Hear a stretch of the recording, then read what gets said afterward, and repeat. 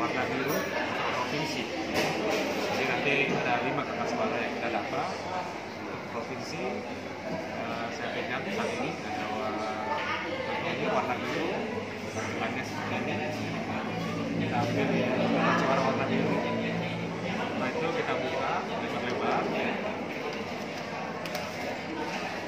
Nanti tampilannya akan seperti ini. Seperti ini.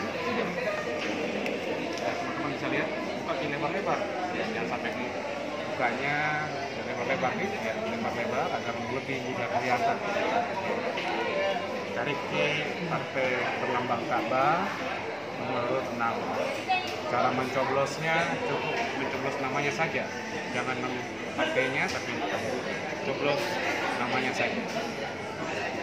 Ini kita perlu ketahui, kertasnya akan lebih besar lagi daripada ini. Yang dilipat kayak begini, ya, kita lipat begini, jadi nanti tembus ke belakang. Tembus ke belakang bisa tidak sah suaranya. Jadi harus dibuka lebar-lebar, lebar-lebar. Coblos di tengah, jangan sampai kena garis bawah, ya, jangan kena garis bawah, jangan sampai kena garis atas. Itu harus di tengah. Ya, setelah itu kita coblos di sini, baru kita lipat kembali, lipat kembali. Kita masukkan ke kotak suara. Dengan cara seperti itu, suara akan jadi sah untuk mendukung Papa Online Eko Bramantiko SE caleg provinsi Makassar.